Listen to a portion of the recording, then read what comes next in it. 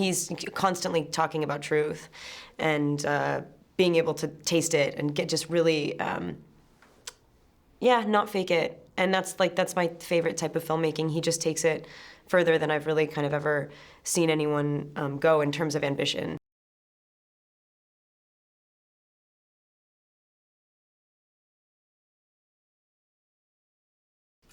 Well, I mean, without sounding simplistic, I genuinely probably would have done anything with Aang.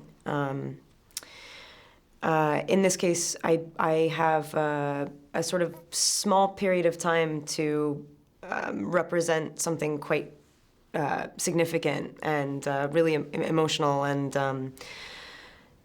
loaded and very, very full of kind of a perspective that needs to come across really quickly, which is, and hopefully impactfully. And I have 3 scenes to do so, and I always think that that's a massive challenge to have one of my biggest jobs, take place over 4 days of shooting. But it was one of the hardest things I've ever done. And also, I clearly wanted to explore this medium with him. I think he's kind of truly found a new form, and being a part of that experimentation and a part of that discovery was, for someone who's really interested in process, like really obsessed with process, it was like one of the coolest things I've ever been a part of.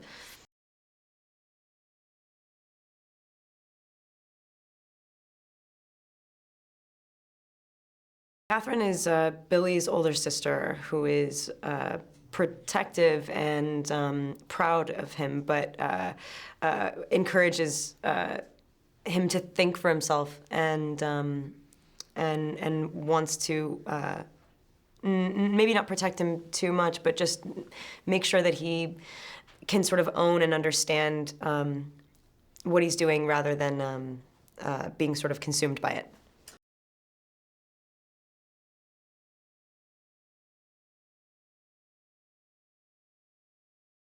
I think that she couldn't profess to know.